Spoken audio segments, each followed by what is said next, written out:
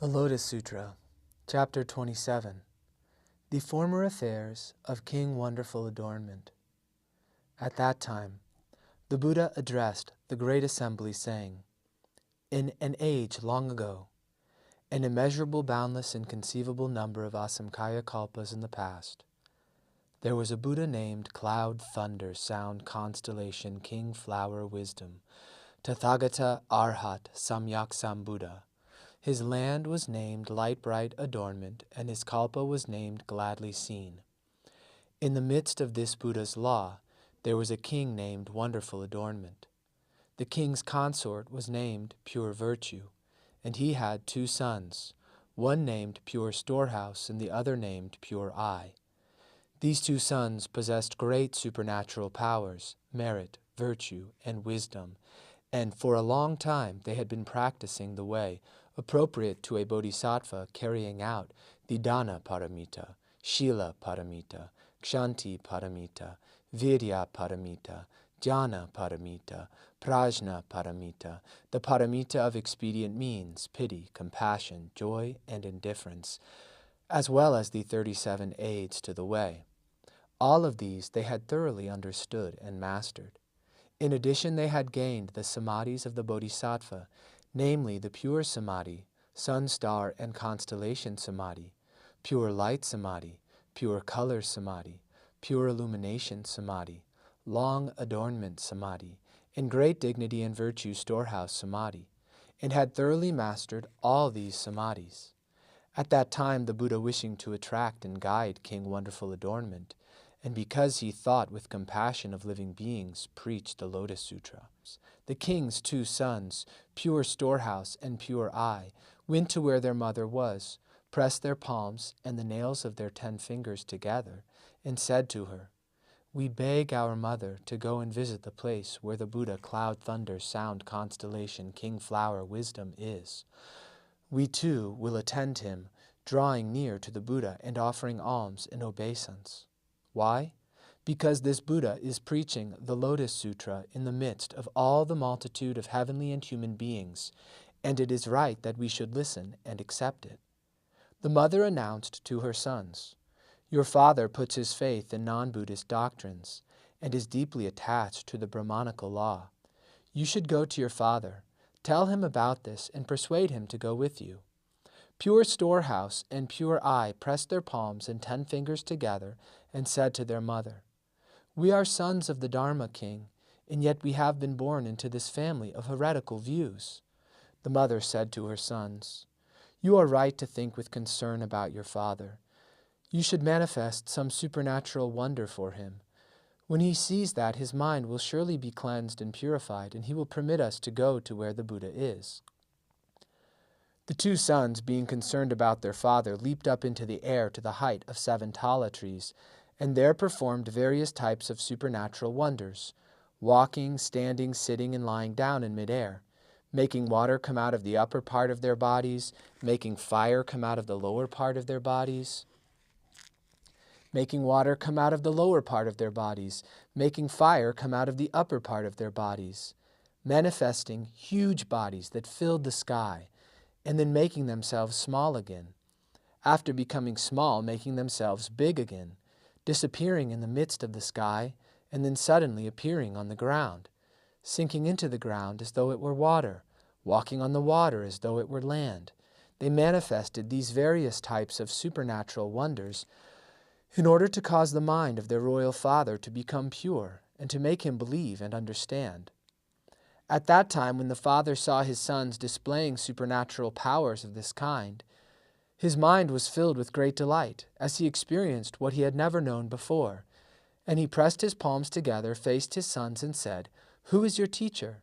Whose disciples are you?"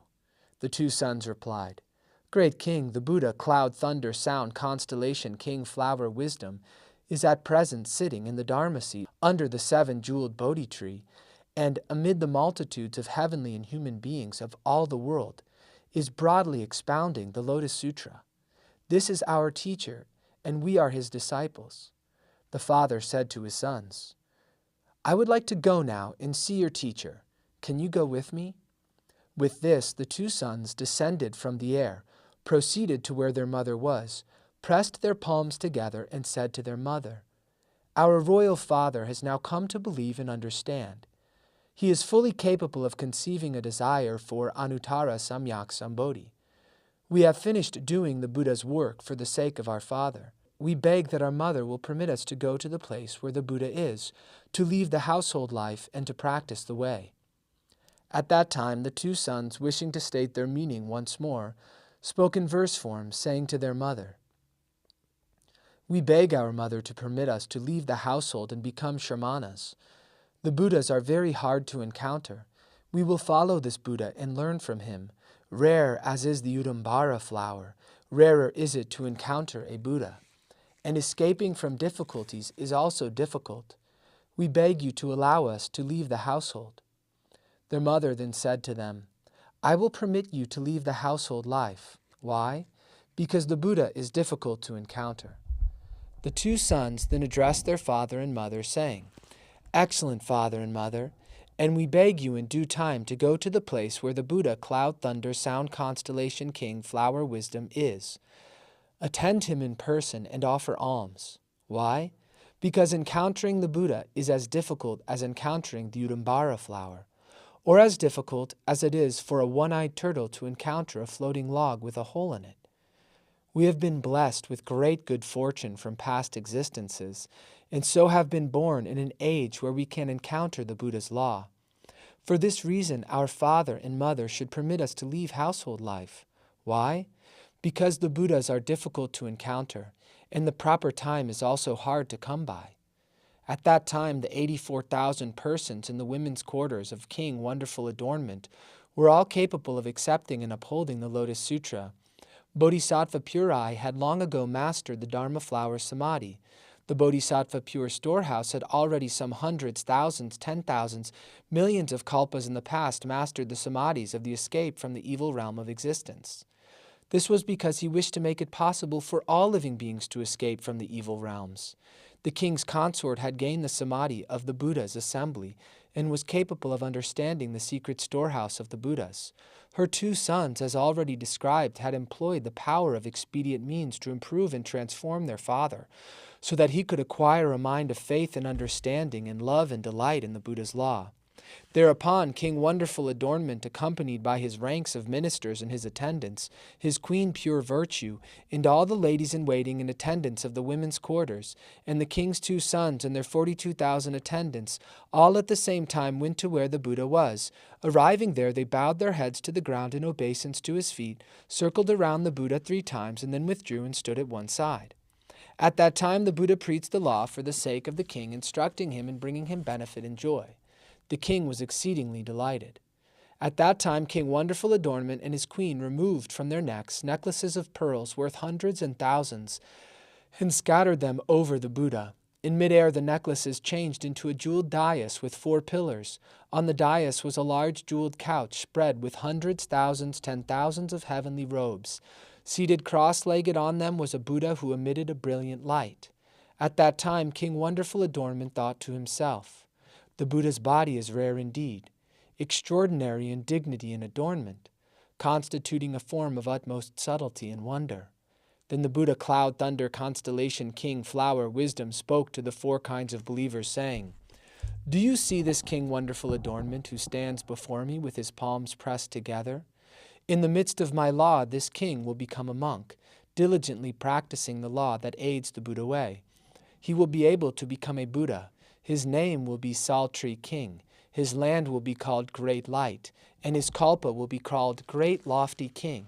This Buddha, Saltree King, will have an immeasurable multitude of bodhisattvas, as well as immeasurable voice hearers. His land will be level and smooth. Such will be his benefits."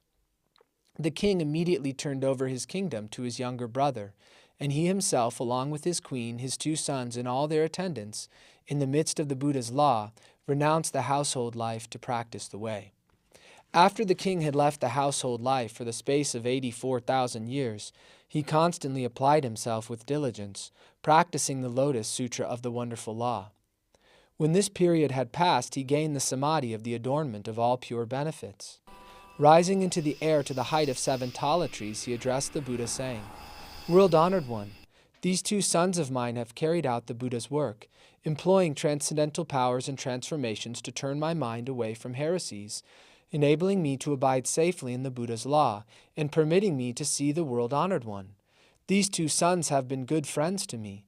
They wish to awaken the good roots from my past existences and to enrich and benefit me, and for that reason they were born into my household.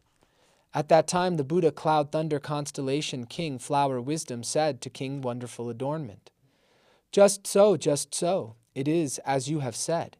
If good men and good women have planted good roots and as a result, in existence after existence, have been able to gain good friends, then these good friends can do the Buddha's work, teaching, benefiting, delighting, and enabling them to enter Anuttara Samyak Sambodhi.